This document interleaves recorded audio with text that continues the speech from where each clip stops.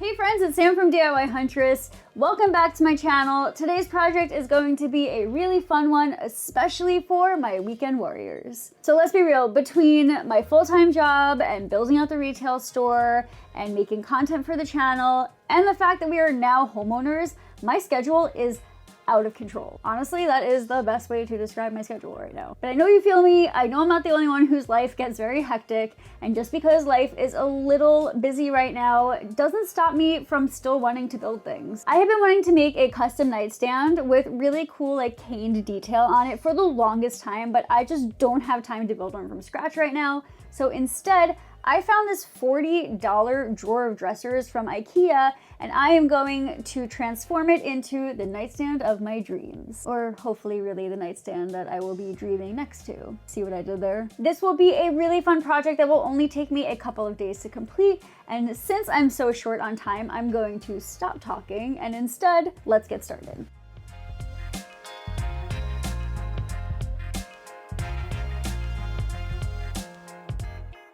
All right, hey friends, so obviously I've been so busy building in the house and we just wrapped up the store content, and I honestly just felt like rather than skipping another week of videos that I would share something gentle that could be finished in one weekend. So welcome to this IKEA hack video. If you follow me on Instagram, this video may look familiar because I had shared one of those 30 or 60 second vertical fast-paced formatted video thingies on Instagram of this project a little while back, but a lot of people were asking for a full tutorial, so here we go. Now, I have been wanting to make some caned nightstands. I think that's the way to say it, nightstands with caning on them for our bedroom at our current apartment, and I just haven't had the time to build one from scratch. So I picked up this Rast cabinet from Ikea for about $50 and started by just cutting off the bottom of the cabinet itself to shorten it a little bit. I also really wanted to get rid of that little lip on the bottom to make room for a new bottom panel, and I cut that bottom panel as well as a top shelf piece using some pre-laminated panels that I found at my home improvement store, which I then cut down on my table saw and my miter saw to the exact size that I needed. After that, I then brought them over to my fancy pocket hole jig and drilled a couple of pocket holes in each end of the panel to attach to the nightstand. Actually, I lied. I didn't attach them to the nightstand just yet. At this point, I realized I needed to cut just a sliver more off the bottom of these nightstands to make this panel look the right way with the drawers. So rather than setting up the whole, circular saw ordeal again, I just decided to use my jigsaw and a scrap piece of wood as a straight edge guide.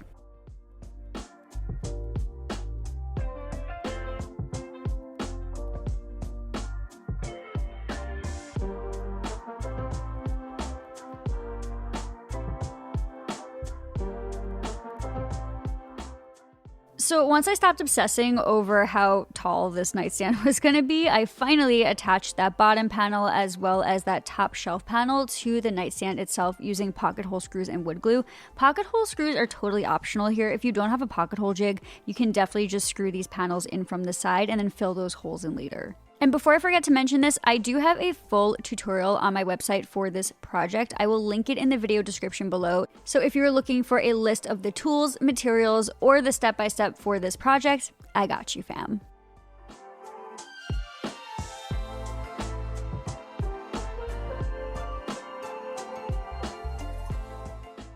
Now, once those shelf pieces were attached to the nightstand, I wanted to start multitasking, so I decided that it was time to fill in any of the holes or openings that I didn't need with some wood putty.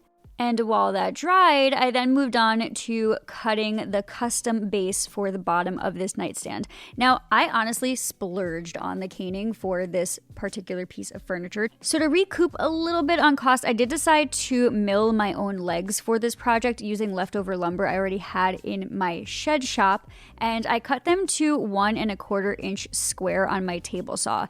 If you don't want to mill your own lumber for something like this, you can just pick up standard 2x2 boards at the home improvement store, but I kind of liked that they were a tiny bit thinner than the standard ones, and using pocket hole joinery in them worked just as well. And speaking of pocket holes, at this point I did assemble the base together using that pocket hole joinery. And when I only have one pocket hole in each end of a piece I'm working with, I like to use a little trick where I put a little bit of CA glue on the outside of the piece with wood glue on the inside of the piece. And the CA glue helps to kind of hold everything together like a clamp while that wood glue dries, and it just creates a much stronger bond for that pocket hole so that you don't have a pivot point and so that everything stays stationary.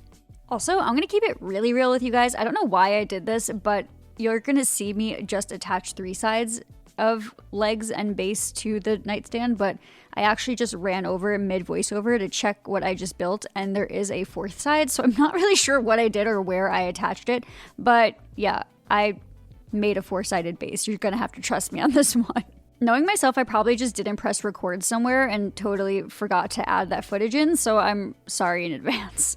But anyway, so I attached the base to the nightstand using wood screws, and I countersunk them through the actual base itself so that you can't see the top of the wood screws. And once they were secure, I then decided to add another row of those like frame looking pieces just to add a little bit of a decorative element because I felt like the base looked a little too plain here.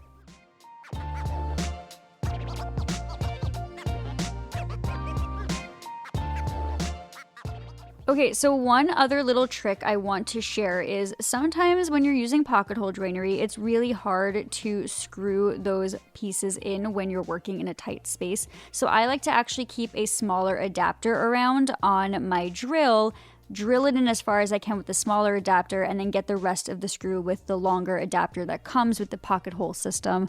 I hope that makes sense.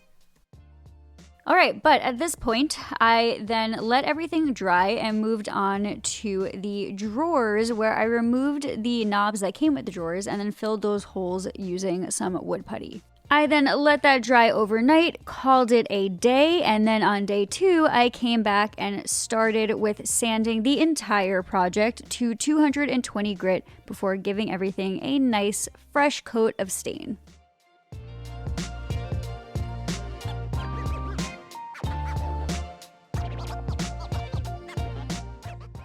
After giving everything a coat of stain, I then took a very lengthy snack/breakfast/lunch/coffee break. And then at that point, everything was dry enough to work with again. And I started by applying the beautiful cane fabric that I bought to the drawer fronts first. So I've never worked with cane fabric before, ever, and there were a couple of things I was watching online where people soaked the fabric before cutting it. I didn't do that, and it turned out okay. Part of me wonders like how it would have been different if I did soak it, but yeah, I just cut the fabric to the size that I needed and applied it to the drawer using a whole bunch of staples.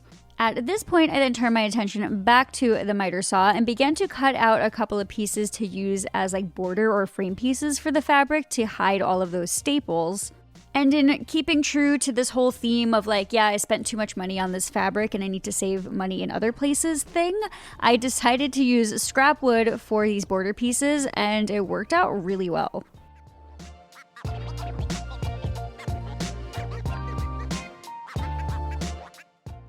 Now, I really wanted the frame pieces to be the same color as the drawers, but I didn't want to ruin the fabric, so I did decide to give them a coat of stain before attaching them. And then when I actually did attach them, I didn't do anything fancy. I really just used a whole bunch of glue and some clamps to get the job done. But if you're not like me and you're not a clamp hoarder, then you can definitely use pin nails or brad nails for this along with the glue, and that will work just as fine.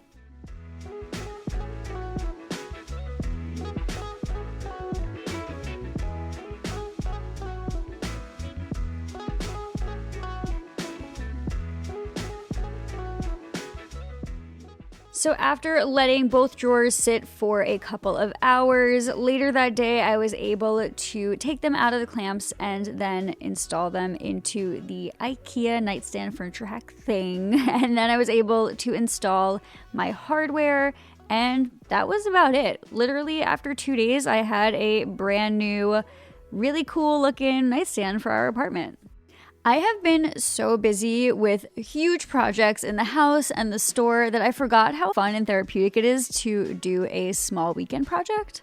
But the reality is like, this is how I got my start. I started building a lot of furniture by flipping a lot of furniture, whether it was from a thrift shop or Ikea. It was just what I could afford when I was a broke college kid. And to go back to my DIY roots on this project was a lot of fun. I know that a lot of you have been asking for an IKEA hack video, so I do hope that you all enjoyed this gentle weekend project. If so, please make sure to subscribe to my channel and click that notification bell.